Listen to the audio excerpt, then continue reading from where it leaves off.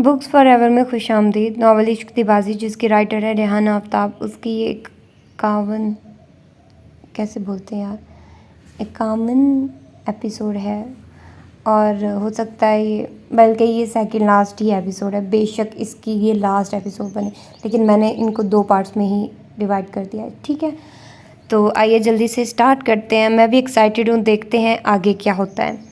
शाज़िब शमून शदीद गुस्से में अपने फ़ोन की स्क्रीन को देख रहा था। ईशान जहाँ की कॉल मुसलसल आ रही थी। समहान और इशार के जाने के बाद से हवेली के लोगों पे वैसे ही मर्दनी सी छाई हुई थी, क्योंकि सब दोनों के पल पल से वाकिफ़ थे। वो दोनों अपने घर में महफूज मकाम पर थे, लेकिन चौधरी अशमत की नाइंसाफ़ी पर हर कोई अपनी जगह चुप था।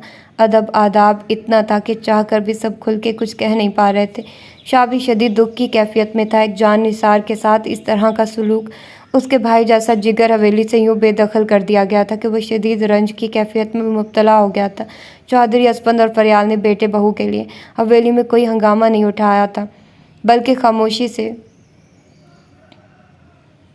ये सब फैसला तस्लीम कर गए थे। और इस सारे फसाद की जड़ चौधरी जहांगीर के बेटे की कॉल पे शाज़िब शमून का खून खौल रहा था। अब क्या रह गया है कहने सुनने को, जो तुम मुसलसल कॉल कर रहे हो? दुश्मनी निभाने की मजीद कोई कसर तुम्हारे वालिद ने छोड़ दिया है, जो तुम जले पे नमक छिड़कने की कोशिश कर रहे हो? कॉल पिक करते ही वो शुरू हो चुका था। वीरे, डैड अब इस दुनिया में नहीं रहे। ईशान जहाँ की आंसुओं में डूबी आवाज़ सुन के एक पल को शाज़िब शमून को भी अपनी समात पे धोखा हुआ था। चौधरी जहांगीर नहीं रहे। हवेली वालों पर यह खबर बिजली बन के गिरी थी। चौधरी अशमत खड़े कद से गिर गए थे। कल तक सबके दिलों में उनके लिए गमो गुस्सा पाया जाता था, लेकिन उनकी इतनी दर्दनाक मौत का सुन के सबके दिल लर्ज उठे थे। सारी ज़िंदगी नाइंसाफ़ी करने वाले का ऐसा अंजाम। जुमर्द बेगम माँ होने के नाते ऊपर देख के शिकवा कर गई थी। चौधरी अशमत की हालत बिगड़ गई थी। वक्त उन्हें फर्स्ट एड दे रहे थे। इंजेक्शन को हाथ से झटक के वो उठ बैठे थे। कुछ नहीं चाहिए मुझे, जश्न मनाओ तुम सब का मुजरिम दुनिया से उठ गया। इस हालत में भी वो सबको दोषी ठहरा के गुस्से का इजहार कर रहे थे। सभी उनकी दिली कैफियत के पेश नज़र सर झुका गए थे। कुदरत के इंसाफ पर तो उन्हें भी यकीन था, लेकिन क्या करते। वो सब जहांगीर जितने बेहिस तो कभी नहीं रहे थे। उनकी ऐसी दर्दनाक मौत का उन्हें भी अफसोस था। शाह सबके कराची जाने के इंतज़ामात करो। चौधरी फिरोज़ की धीमी हदायत पर उसने सर हिला दिया था। जी बेहतर, खाना लग गया है। इशार दस्तक दे के सामान के कमरे में दाखिल हुई थी। दहलीज पे खड़े खड़े ही उसने इतला दी थी, लेकिन सामान को फ़ोन कान से लगाए देख के कमरे में 2 कदम अंदर आके उसके फारिग होने के इंतज़ार में वो कमरे की सजावट को देखने लगी थी। कमरा तो शानदार ही था। खुद उसके इस्तेमाल में जो कमरा था वो भी बहुत अच्छा था। वो सरहाती नज़रों से उसे देखने को गर्दन मोड़ चुकी थी। उसके चेहरे पे दर्ज गहरी खामोशी पर इशारों से बगौर देखने लगी थी। ठीक है ब्रो। उस पे एक चढ़ती निगाह डाल के वो फ़ोन की तरफ मतवज्जे था। इतना तो अंदाज़ा हो गया था कि दूसरी तरफ शाह था, लेकिन ऐसी क्या संजीदा बात थी कि वो मलूल नज़र आ रहा था। यहाँ आओ। फ़ोन रख के वो बेसाख्ता उसे पुकार बैठा। सब ठीक है समहान? वो कुछ हैरान परेशान से करीब चली आई थी। मेरी बात को बहुत तहम्मुल से सुनना। उसका हाथ हाथों में लेते वो बेहद संजीदा नज़र आ रहा था। क्या हुआ है? उसके अंदाज पे वो थोड़ा घबरा गई थी। कोई प्रेशर है तुम पर हवेली की तरफ से मुझे छोड़ने के लिए? वो उसी गोरख धंधे में फंसी हुई थी। कितना ही प्रेशर होता तब भी वो नहीं होगा जो कुछ लोगों की ख्वाहिश रही। नफ़ी में सर हिलाते वो उसके डर को ख़त्म कर गया था। वो कदरे रिलैक्स हुई थी। फिर क्यों परेशान हो? मुतअज्जिब थी। चचा जहांगीर नहीं रहे, धीमे से इतला दी। नहीं रहे मतलब? वह हैरानी से उसकी शक्ल देखने लगी। ऑफिस जाते हुए उनकी गाड़ी को उड़ा दिया गया। वो मौके पर ही समहान कह रहा था और इशार टक्कर टक्कर उसकी शक्ल देखने लगी थी। एक लम्हे को ऐसा साथ जैसे बर्फ़ बन गए थे। बाप के होते सारी ज़िंदगी यतीमी काटी, उनका हर दुख हर कड़ा लफ्ज़ सहा, उनकी खूनी नज़रों का सामना किया, उनके लगाए रकीक इल्ज़ामात सहकर गोली तक खाई, और अब वो नहीं रहे। इतने ज़ोर आवर चौधरी जहांगीर इतनी जल्दी चले गए। उसे यकीन नहीं आ रहा था। नाइंसाफ़ी करने वाले का ऐसा इंसाफ। कुछ लोग क्या इतने बदनसीब होते हैं कि मौत उन्हें माफ़ी तलाफ़ी का मौका ही नहीं देती। तौबा के ख्याल से पहले ही उन पर ज़मीन तंग कर दी जाती है। ऐसे बहुत से सवाल इशार जहांगीर के अंदर चकराने लगे थे। वो बैठे बैठे एकदम से लड़खड़ा गई थी। संभालो खुद को। बेनाम आंसू खुद ब खुद आंखों से बहने लगे थे। न दुख का एहसास था, न दुश्मनी करने वाले की मौत पे खुशी का एहसास। उसे तो बस मलाल हो रहा था। कुछ लोग कितने बदनसीब होते हैं समहान। वो बस इतना ही कह सकी थी। भूल जाओ सब और चचा जान की मग़फ़िरत की दुआ करो। बस तैयारी कर लो, हम कराची जा रहे हैं। उसके सर को थपथपाते वो भी मलूल था। उसे भी इशार के जुमले से मुकम्मल इत्तेफ़ाक था। कुछ लोग वाकई बहुत बदनसीब होते हैं। हर घड़ी गुरूर और तकब्बुर के मंबर पे चढ़े रहने वाले चौधरी जहांगीर के जिस्म के जले हिस्सों को इकट्ठा करके ताबूत में डाल दिया गया था। जनाजा के वक्त सब मौजूद थे। चौधरी अशमत एक टिक ताबूत को देख रहे थे कि चेहरा देखने लायक भी नहीं रहा था। उदास सा ईशान जहां हर एक से पुरसा ले रहा था। हवेली के लोगों के आने की वजह से उसकी जिम्मेदारियां बढ़ गई थी। सारी कदरवत भुला के हवेली वाले दिलजोई कर रहे थे। साहिबा सफ़ेद लिबास में आंसू बहा रही थी तो नरमीन की दुनिया भी अंधेर हो गई थी। मावरा को एकदम से चुप सी लग गई थी। जो कुछ हुआ इसका जहन कबूल करने को तैयार नहीं था। जिस जहांगीर पे मुनज़्ज़ा को इतना भरोसा था वो भरोसा तो रहा था, लेकिन वो खुद नहीं रहे थे। अनुषा भी यासिर के साथ चली आई थी और अब उसे ढार्स दे रही थी। सामान और रिशाल की एक साथ आमद को नरमीन, साहिबा और चौधरी अशमत ने कीना परवर नज़रों से देखा था, लेकिन ईशान जहां समेत सब उनकी तरफ जिस तरह बढ़े थे उसने सब पर वाजे कर दिया था कि वो कितने हर दिल अजीज़ थे। उनके पुष्प पर कितने दुआ करने वाले हाथ थे। नरमीन ने गमो गुस्से का इजहार करना चाहा था, लेकिन ईशान की तनबीह पर चुप रह गई थी। शाल और सामान की ज़ख्मी हालत भी नज़रों में थी। शायद तभी उसे थोड़ी निदामत भी महसूस हुई। नफ़रत का खेल खेल के चौधरी जहांगीर के जिस्म की धज्जियाँ उड़ गई थी और वो मोहब्बत करने वाले ज़ख्म लेके भी उन्हें आखिरी आरामगाह तक छोड़ने आए थे। जीत तो मोहब्बत की ही हुई थी, नफ़रत तो मिट गई थी। नरमीन खामोशी से उठ के अंदर चली गई थी। बीन और सिसकियों में जहांगीर को उनकी मंजिल पहुंचा दिया गया था। चौधरी अशमत को सख्ता सा लग गया था। घर में ताज़ियत करने वालों का तांता बंधा हुआ था। उनसे फारिग होकर हवेली वाले साथ ही थे। मावरा उन सबके रुकने के मामलात को देख रही थी। सबकी चुपती नज़रों को वो खुद पे बड़ी अच्छी तरह महसूस कर रही थी। मुनज़्ज़ा जो कुछ कर गई थी वो इससे ज़्यादा की मुस्तहिक समझ रही थी खुद को। इशाल और सामान को पहली बार देख के उसे इशाल से बेहद हमदर्दी महसूस हुई थी। जहांगीर नहीं रहा, वक्त भी हवेली आ चुका है। बेहतर होगा तुम सब भी हवेली आकर रहो। यहाँ अकेले क्या करोगे? चौधरी अशमत ईशान समेत साहिबा से भी मुखातिब थे। नरमीन भी आ बैठी थी। सब दायरे की सूरत बैठे हुए थे। आप ठीक कह रहे हैं दाजान, मुझे सोचने के लिए थोड़ा मौका दें। अभी तो अफसोस के लिए लोग आएंगे। डैड के चेलम के बाद ही किसी नतीजे पर पहुँच सकूँगा, ईशान जहां ने संजीदगी से कहा था। ठीक है, चौधरी अशमत ने अंदिया दे दिया था। जहाँ सब जहांगीर के लिए उदास थे वहीं सबको उनका फैसला बुरी तरह चुभा था। सामान और इशाल को हवेली बदल करके वो मुनज़्ज़ा की बेटी को हवेली में जगह दे रहे थे। उनकी नाइंसाफ़ी एक बार फिर खली थी सबको। सामान ने उनसे बात करने की कोशिश की थी, लेकिन वो उसके सलाम का जवाब दिए बिना आगे बढ़ गए थे। सोइम की तकरीब इख्तिताम पजीर हो चुकी थी। मावरा सबको देख रही थी। उसे हवेली वालों की कदरत का सामना था। हूबहू मुनज़्ज़ा की शक्ल और सूरत देख के सबकी तेवरी पे बल चढ़े थे।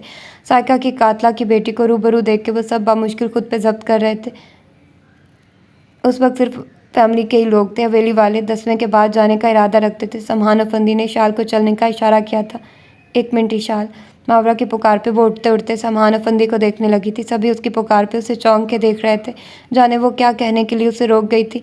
फरियाल एकदम से उठकर इशाल के पास आ गई थी। समहान भी साथ ही मौजूद था। मैं आप सबसे कुछ कहना चाहती हूँ और सब कुछ सुनने के लिए इशाल की मौजूदगी बेहद ज़रूरी है। इशाल को नज़रों में रखते गोया थी। शनाया तलखी से सांस भर के रह गई थी। जाने और क्या क्या ड्रामा देखना बाकी था। ईशान जहाँ भी चौंक के मावरा को देख रहा था। साहिबा और नरमीन भी मुतजस्सिस हो गई थी कि उसे क्या कहना है। जानती हूँ आप सबके लिए काबिल नफरीन हूँ, लेकिन ये सच शायद हवेली वाले जानते हैं, ईशान और बाकी सब नहीं। ईशान जहाँ पे एक नज़र डाल के, जानती हूँ मेरी माँ ने आप सबके साथ बहुत बुरा किया, लेकिन इन सब में नुकसान उनका भी हुआ। वो मुजरिम है साइका की, इशाल की, वो अब नहीं रही, लेकिन मेरी इल्तिजा है कि आप सब उन्हें माफ़ कर दें। शाहजहाँ मावरा को ठटक के देख रहा था। वो किस बात की माफ़ी मांग रही थी। इशाल सुन सी खड़ी थी। तभी समहान अफंदी उसका हाथ नरमी से पकड़ के उसे सबके बीच से निकाल ले गया था। फरियाल साथ उन्हें छोड़ने गई थी। तुम दोनों को साथ देख के दिल को सुकून मिला है। एक दूसरे के साथ खुश रहो। कुछ सोचने की ज़रूरत नहीं है इशाल। अल्लाह इंसाफ करने वाला और उसने कर दिया। बस तुम आगे बढ़ के अपनी खुशियों को महसूस करना शुरू कर दो। फरियाल गुमसुम खड़ी उसे गले से लगाए हदायत कर रही थी। सामान इसका बहुत ख्याल रखना और अपना भी डॉक्टर के पास चेकअप के लिए लाजिम जाना। रुखसत करते उनकी हदायत ख़त्म नहीं हो रही थी। वो सर हिला के उन्हें यकीन दिला रहा था। इशाल तो कुछ कहने के काबिल ही नहीं थी। कौन है ये लड़की? क्या रिश्ता है इसका आप सबसे? साहिबा बुरी तरह चौंकी थी। सब बाखबर थे कि साहिबा जहांगीर के उस पहलू से बेखबर है। मावरा अपने कमरे की तरफ बढ़ गई थी। शान की नज़र उसके पीछे उठी थी। अगले ही लम्हे वो कमरे में पहुंच गया था। मावरा खुद को कंपोज करने की कोशिश कर रही थी। उसे मुनज़्ज़ा याद आ रही थी। माँ की कोताहियों को याद करके उनकी सख्ती पे अफसोस हो रहा था। किस बात की माफ़ी मांगी है तुमने मावरा? कैसे जानती हो हवेली वालों को? वह हैरत से सवाल कर रहा था। मावरा को पूरी उम्मीद थी कि वो उससे सवाल करने ज़रूर आएगा। इसे पढ़ लो और पढ़ने के बाद भी मुझसे मोहब्बत जारी रख सको तो बता देना, वरना मैं खामोशी से दूर चली जाऊंगी। डायरी उसके सामने रखते नमनाक आवाज़ से कह रही थी। शाहजहाँ उसे और कभी डायरी को हैरत से देख रहा था। वो कमरे से निकल के तन्हाई की तलाश में चल पड़ी थी। अभी ये सच उसे अनुषा को भी बताना था। मावरा, तुम सच कह रही हो? सब कुछ सुन के वो भी बेयकीन थी। हाँ, और तुमने सब कुछ ईशान को भी बता दिया। अगर उसने कोई गलत फैसला कर लिया तो क्या करोगी? तुम्हें उसे नहीं बताना चाहिए था। अनुषा अफसोस कर रही थी। मुनज़्ज़ा ने जहांगीर को धोखा दिया अनुषा। मैं ईशान के साथ धोखे की ज़िंदगी नहीं गुजारना चाहती। नम लेकिन अटल रह जाता। ये क्या फ़ैसला है दाजान? समहान और इशाल हवेली से चले गए और अब हवेली के चैन सुकून ख़राब करने वाले को हवेली में जगह मिलेगी। 10वें के बाद सब लौट आए थे। चौधरी अशमत जहांगीर के बाद चुप से हो गए थे, लेकिन ऐसे वक्त में भी वो मुलाजिम को हवेली में ईशान जहां और बाकी सबके लिए कमरा तैयार करने का कहकर उन्हें हैरान कर गए थे। ऐसे में शाजिर शमून बोलने से बाज नहीं आया था। जो चौधरी अशमत को ज़रा पसंद ना आया, ऐसा उनके अंदाज़ों से जाहिर था। हम देख रहे हैं शाह कि अब तुम्हें हमारे फ़ैसलों पर एतराज़ होने लगा है, नागवारी से कह के उसे देखने लगे थे। दाजान, आपका हर हुक्म सर आंखों पर, लेकिन ये इंसाफ नहीं है। इंसाफ की बात हमसे ना करो शाह, हमें जो ठीक लगेगा हम करेंगे। देखा नहीं बच्ची ने कैसे सबके सामने अपनी माँ के गुनाहों की माफ़ी मांगी। दो टोक लहजा था। अगर आपका दिल इतना ही बड़ा है, आप हवेली का बुरा करने वालों को माफ़ कर सकते हैं, तो आप समहान और इशाल को क्यों माफ़ नहीं कर रहे? वो तो हवेली के वफादार थे। वो दोनों का मुकदमा लड़ रहा था। वफादार होते तो हमारी पीठ पे इतना बड़ा छुरा ना घूमते। समहान ने हमारा मान तोड़ा है, हम उसे कभी माफ़ नहीं करेंगे। अब से हवेली के सारे मामलात देखने की जिम्मेदारी तुम्हारी है। अब हम इस पर मज़ीद कोई बात नहीं करना चाहते। हतमी लहजे में कह के उन्होंने हाथ उठा दिया था। शाह लब दबा के रह गया। वो जब से चौधरी जहांगीर के स्वयं से लौटी थी चुप हो गई थी। समहान ने बहुत कोशिश की थी कि वो फिर से हंसे बोले, लेकिन उसे एक तरह का सदमा लग गया था। बाप की शफकत तो कभी महसूस नहीं हुई थी। यतीमी का एहसास बहुत गहरा था। मुनज़्ज़ा की हकीकत जान के उसे अपनी माँ की तड़प का नए सिरे से दुख हुआ था। कैसे ना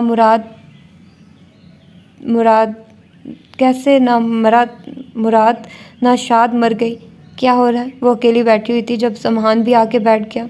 कुछ नहीं, चौंक के फीके से मुस्कुराई थी। तुम डॉक्टर के पास गए थे, कहा भी था मुझे साथ ले चलो। करवा आया हूँ चेकअप। क्या कहा डॉक्टर ने? तशवीश थी। ऑल इज सेट, अल्हम्दुलिल्लाह। कुछ खाने को लाती हूँ तुम्हारे लिए। उठने लगी तो सामान ने हाथ पकड़ के वापस बिठा लिया था। किसी चीज़ की ज़रूरत नहीं है, पास बैठो। चुपचाप बैठ गई थी। कब तक चलेगा ऐसा? संजीदगी से सवाल किया था। क्या? वो हैरत से उसे देखने लगी थी। यही उदासी उसके चेहरे की तरफ देख के इशारा करते वो फीके से मुस्कुरा देती है। चौधरी जहांगीर कभी बाप लगे ही नहीं, लेकिन पता नहीं कि उनकी मौत, मुनज़्ज़ा की असलियत, मावरा की मौजूदगी, ये सब मिलके मुझे मम्मा की अजियत को और बढ़ावा दे रही हैं। सब ने अपनी अपनी मर्ज़ी से ज़िंदगी जी ली, लेकिन मेरी महरूम माँ आंसू के हलक में फंसने लगता है। मेरी माँ का क्या कसूर था समहान? सिर्फ मोहब्बत। वो तड़प के सवाल कर रही थी। ज़्यादती करने वाले ज़िंदा रहते हैं और मोहब्बत करने वाले को सज़ा मिलती है। तल्खी से गोया थी। रहे तो जालिम भी नहीं, और उनका अंजाम भी हमने देख लिया। फ़र्क सिर्फ यह है कि मज़लूम के साथ सबकी हमदर्दी होती है। परेशान ना हो, ताई जान जहाँ हैं वहाँ बहुत खुश होंगी। नरमी से सहारा दे के समझा रहा था और वो जब्त करते हौले से मुस्कुराते हुए ऊपर देखने लगी थी। चौधरी अशमत से बात करने के बाद शाह बहुत झुंझला रहा था। निदा का सफ़ेद आंचल उसे कचोके लगाने लगा था। यमुना शाज़मा की नज़रें सवाल करने लगी थी तो समहान और इशाल के साथ हुई नाइंसाफ़ी पे उसका दिल ही हवेली से उठने लगा था। वो अपने रूम की तरफ जा ही रहा था जब मुलाजिम ने एक लिफाफा लाकर उसके हाथ में थमा दिया। ये आपके नाम आया है शाह जी। ठीक है, मैं देखता हूँ। लिफाफा के उसे जाने का इशारा करते वो चलते चलते लिफाफा खोलने लगा था। चेहरे पे सोच की लकीरें थी और ये लकीरें पहले हैरत और फिर जलाल में बदल गई। शनाया बेड पे बैठी क्लींजिंग कर रही थी। धार से दरवाज़ा खोल के कोई कमरे में दाखिल हुआ था। शाह के अलावा ऐसी हरकत कौन कर सकता था? उसे ज़्यादा हैरत नहीं हुई थी, लेकिन जब से बाजू से पकड़ के वो बुरी तरह घसीट के उसे मुकाबिल खड़ा कर गया तो वो लहरा के उसके शाने पे हाथ रख के ही तवाज़ुन संभाल सकी। क्या बदतमीज़ी है ये? वो बुरी तरह चिंगाड़ी थी। ये बदतमीज़ी है तो फिर ये क्या है? वो उसके सामने पेपर लहरा गया था। शनाया ने एक नज़र पेपर को देखा और उसके चेहरे पे इत्मीनान छाने लगा। तो मिल गया आपको? गुड। जान ले लूँगा तुम्हारी, लेकिन वो नहीं होगा जो तुम चाह रही हो। बाजू पे उंगलियां पिवस्त किए उसका जलाल देखने से ताल्लुक़ रखता था। शनाया के बर्दाश्त जवाब देने लगी। जितना मर्जी टॉर्चर कर लें, लेकिन अब वो नहीं होगा जो आप चाहते हैं। जता गई थी। होगा वो भी नहीं जो तुम चाहती हो। इश्तिहार में पेपर फाड़ के उसके चेहरे पे उड़ा गया था। वो हक्का बक्का होकर पेपर देखने पे मजबूर थी। खुला का नोटिस उसने हवा में उड़ा दिया था। हवेली में ये बात फैलते ही एक भौंचाल सा आ गया था। लड़कियां इशाल के जाने के बाद पहले ही सहमी हुई थी। अब शनाया के फैसले पर हर कोई उसे समझाने को दौड़ा चला आ रहा था, लेकिन उसका एक ही जवाब था कि वो किसी सूरज शाह के साथ नहीं रहना चाहती। सबने समझा के देख लिया था, लेकिन उसकी ना हाँ में नहीं बदली थी। मुझे नहीं रहना तो नहीं रहना, दुनिया की कोई भी ताकत मेरा फैसला नहीं बदलवा सकती। लहजा अटल था। डायरी की सतर देखते ही शाहजहाँ को अपनी बनाई पे शक होने लगा था। मुनज़्ज़ा और जहांगीर के बीच माजी में कुछ था, और जहांगीर उन्हीं लम्हों के असर में जाने कितनी ही जिंदगियां बर्बाद कर गए। ये सारी कहानी पढ़ के भी उसे यकीन नहीं आ रहा था, लेकिन उसे फिर यकीन करना पड़ा। इशाल से जहांगीर की नफरत किसी से ढकी छुपी नहीं थी। बरसों खोई मोहब्बत मिली भी थी तो कब्र की मिट्टी के रूप में। वो जितना सोचता जा रहा था, हैरत बढ़ती जा रही थी। दुश्मन की बेटी से शादी का ताना उसे शाह ने दिया था, तो क्या वो सब वाकिफ थे? एक वही अनजान था। एक ही नहज पे जाने वो कब से सोच रहा था। हल्के से खटके के साथ मावरा दाखिल हुई थी। ईशान जहाँ की नज़र बेसाख्ता उठी थी, वो नज़र चुरा के वार्डरोब तक बढ़ गई थी। बात सुनो, वो बेसाख्ता पुकार उठा था। जी। वो मतवज्जे थी। ईशान चंद कदम चल के उस तक आया था। तुम जानती थी इस हकीकत को? तुमने मुझे पहले क्यों नहीं बताया? उसे खबर थी अभी कटहरे में खड़ा होकर हर सवाल का जवाब देना लाजिम है। पहले नहीं जानती थी। अम्मा के इंतकाल के बाद अनुषा के घर जाके इल्म हुआ। ये पढ़ने के बाद मैंने आपको हाँ के लिए कॉल की थी। ये सब पढ़ने के बाद हाँ की, ये जानते हुए भी कि सच खुलने के बाद तुम्हारे लिए मुश्किल खड़ी हो सकती है। आसानी तो तब भी नहीं थी। फिर अम्मा की ख्वाहिश थी कि मेरी शादी आपसे हो। उन्हें दुनिया में सबसे ज़्यादा भरोसा आपके वालिद पर था, जो शायद बेजा भी नहीं था। उसे मुनज़्ज़ा का ख़त देना। जहांगीर की बेकरारी याद आ गई थी। क्या इतना ही भरोसा तुम मुझ पे नहीं कर सकती? बड़ा डूब के सवाल हुआ था। मुहावरा एक टिक उसे देखने लगी थी। सब जानने के बाद भी वो बेयकीन थी। हाँ, सब जानने के बाद भी कर सकोगी उतना ही भरोसा मुझ पे? वो मुंतज़िर था। करूँगी, एतमाद दिलाया गया था। उसकी मुस्कुराहट में मान रह जाने का रंग था। हम सख्ती करते हैं तो तुम सबको जालिम लगते हैं। तुम्हें हमारे फैसलों से इख्तलाफ है, लेकिन तुम अपनी कहो। तुम तो अपनी बीवी को काबू में ना कर सके, जो खुला का नोटिस भिजवाए बैठी है। चौधरी अहमद की बात एक तमाचे की सूरत लगी थी। जहांगीर की मौत और समहान की गद्दारी के बाद हम बहुत टूट गए, वरना इस लड़की को जिंदान में सारी उम्र सड़ने के लिए छोड़ देते। तुम्हें जो सज़ा इसके लिए मुनासिब लगे इसे दो, ताकि फिर हवेली की कोई लड़की तलाक और खुला जैसे लफ्ज़ मुँह से निकालते सोचे तो उसकी रूह कांप जाए। चौधरी अहमद के अल्फाज उसकी समातों में ऊधम मचा रहे थे। वो सुस्त कदमों से अपने कमरे की तरफ आ गया था। सख्त से सख्त सज़ा, जिंदान में सारी ज़िंदगी शनाया को सड़ते देखना शायद उसके जुर्म के आगे कम सज़ा थी। हमें माफ़ कर दीजिएगा भाभी, आज के बच्चे शर्मिंदा कर देते हैं। वक्त तो जान से मारने के दर पे है। शनाया को दिया फ़ायज़ा के सामने शर्मिंदा थी। वीरे, कोई भी काम करने से पहले ये ज़रूर जानने की कोशिश करना कि शनाया ने इतना इंतहाई फ़ैसला क्यों किया। कहीं उसमें आपकी भी गलती तो नहीं। और ये बात मैं इस ऊंची हवेली के अकड़ू मर्द से नहीं कह रही, जिसे अपनी अना औरत के जज्बात से ज़्यादा अहम लगती है। ये बात मैं अपने वीरे से कह रही हूँ, उस वीरे से जिसके सीने में औरत का दर्द समझने की सलाहियत है। और मुझे उम्मीद है मेरा वीर कभी किसके साथ गलत नहीं करेगा। निदा कहीं से निकल आई थी, और वो जो वाकई बहुत गुस्से में कमरे की जानिब रवां दवा था, उसके कदमों में सुस्ती आ गई थी। कॉरिडोर से रूम तक उसके कानों में निदा के अल्फाज गूंज रहे थे, और जब शनाया सामने आई तो उसके साथ किए अपने सारे सुलूक उसे एक एक करके याद आने लगे। हाँ, मैं जल्द हमेशा के लिए कराची आ रही हूँ। तुमसे मिलूंगी नाइमा। मम्मा पापा के साथ नहीं, अकेली आऊँगी। वो फ़ोन पर अपने प्रोग्राम से आगाह कर रही थी। कमरे में किसी की मौजूदगी का एहसास हुआ तो गर्दन मोड़ के देखने लगी, और उसे देख के दोबारा फ़ोन की तरफ मुतवज्जे हो गई। बाद में बात करती हूँ तुमसे। फ़ोन बंद करके बेड पे बैठ गई थी। शाजिब शमून कहीं लम्हे उसे खामोशी से देखता रहा, फिर अपनी पिस्टल निकाल के मेज़ पे रख दिया था। सच कहूँ तो खुला का पेपर देख के जितना गुस्सा आया, उस पर तुम्हारी जान भी ले लेता तो गुस्सा ना उतरता। शनाया चुप करके उसे और गन को देखने लगी थी। अपनी हद तक मैंने तुम्हें सुधारने की हर कोशिश कर ली, लेकिन मुझे एतराफ़ है कि तुम वाकई टेढ़ी पसली हो। तुम जान से चली जाओगी, लेकिन उस रंग में नहीं ढलोगी जिसमें मैं तुम्हें देखना चाहता हूँ। चाहो तो अभी भी ज़ोर ज़बरदस्ती से तुम्हारी हर प्लानिंग पे पानी फेर दूँ, और कोई मुझे नहीं रोकेगा, लेकिन अब नहीं। शनाया चौंक के उसे देखने लगी थी। इस हवेली में पहले ही औरतों पे बड़ी सख्ती रही है, लेकिन मुझे लगता है कि आज मैं तुम पर सख्ती करूँगा, ज़बरदस्ती करूँगा तो कल को अपनी बहनों के लिए कैसे आवाज़ बुलंद करूँगा। बड़ी जल्दी अपनी बहनों के लिए आवाज़ उठाने का ख्याल आ गया आपको? मुझसे गैर इंसानी सलूक रवां रखते आपको ख्याल नहीं आया कि मैं भी इंसान हूँ, किसी की बहन बेटी हूँ, मुझे भी तकलीफ़ होगी? तंजिया लबो लहजे में सवाल कर रही थी। एक भरपूर नज़र उस पर डाल के हुनकारा भरा था। हो गया एहसास, देर से ही सही लेकिन हो गया एहसास कि तुम्हें ज़बरदस्ती अपनाए रखने की मेरी सारी कोशिश बेकार साबित हो गई। यह भी जान गया हूँ कि ज़ोर ज़बरदस्ती से ना तुम्हें अपना बनाए रख सकता हूँ, ना ही तुम्हारे दिल में अपनी मोहब्बत पैदा कर सकता हूँ। शनाया चौधरी ने यूँ देखा जैसे हज़ार वॉलेट का झटका लगा। तुम्हें खुला लेने की ज़रूरत नहीं है, शाम तक तैयार रहना, तुम्हें खुद कराची छोड़ने जाऊँगा। यहाँ तलाक दी तो सबको एतराज़ होगा, तुम्हारी मंजिल पर पहुँचाने के साथ तुम्हें आज़ाद करता आऊँगा। अपनी बात कह के वो रुका नहीं था बल्कि कमरे से निकल गया था। शनाया चौधरी बेयकीनी से बंद दरवाजे को देखती रही थी। इतनी बड़ी बात मुझसे आज तक छुपी रही, जहांगीर किसी मुनज़्ज़म में इन्वॉल्व रहे और मैं सारी ज़िंदगी बेखबर रही, तो ये वजह थी हवेली से उनकी बेजारी की, हवेली वालों से उन्हें मिलने नहीं दिया और मैं बेवकूफ़ समझती रही कि वो मेरी मोहब्बत में सबसे अलग रहते हैं। हकीकत जान के साहिबा की हैरत कम नहीं हो रही थी। उन्हें जहांगीर पे इतना गुस्सा था कि उन्होंने इद्दत तक करने से इनकार कर दिया था। तो ये वजह थी रातों रात उस मुनज़्ज़ा की बेटी को बहू बनाने की। वो क्या समझते थे कि हकीकत जान के भी मैं उस लड़की को अपने घर में रहने दूंगी, जीना हराम कर दूंगी, उसका निकाल बाहर करूंगी उसे। साहिबा नरमीन के सामने भड़ास निकाल रही थी। पता नहीं मम्मा क्या हो रहा है, मैं तो बेजार हो चुकी हूँ हर एक चीज़ से, इसलिए मैं यूएस शिफ्ट हो रही हूँ। आप ही देखिए ये दर्द सर, बेजारी से कह के वो जाने लगी थी, लेकिन निशान और उसके साथ खड़ी मावरा को देख के रुक गई।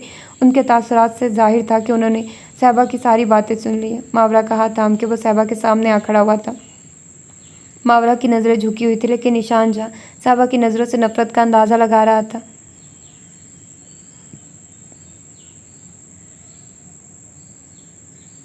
आप डैड को जिन लफ्ज़ों में याद करना चाहें करें मॉम, लेकिन मावरा के लिए कुछ भी कहने से पहले ये याद रखें कि ये मेरी बीवी और मैं उसके लिए गलत बातें बर्दाश्त नहीं करूँगा। अगर आपको इसका वजूद पसंद नहीं है तो मैं इसे लेकर कहीं और चला जाऊँगा। तुम इस लड़की के लिए माँ को छोड़ दोगे? साहिबा बेयकीन थी। आपको भी छोड़ना नहीं चाहता, लेकिन आपको मुश्किल में भी नहीं देख सकता। आप दिल बड़ा करके इसे कबूल कर लेंगी तो मुझे कोई गिला नहीं होगा। मैं कभी कबूल नहीं करूँगी इसे, साहिबा आत्मी लहजे में कह के चली गई थी। मावरा सहमी नज़रों से उसे देखने लगी थी। मैं तुम्हारे साथ हूँ, एतबार दिलाता लहजा मावरा को पुरसुकून कर गया था। तो ये थी इसकी second last episode. I know थोड़ी है लास्ट में, मेरा ख्याल है शायद वो भी थोड़ी सी ही हो, लेकिन ये 2 पार्ट्स करती तो ज़्यादा हो जाता। तो फिर मिलते हैं इसकी लास्ट एपिसोड में। अपना ढेर सारा ख्याल रखिएगा। अल्लाह हाफिज़।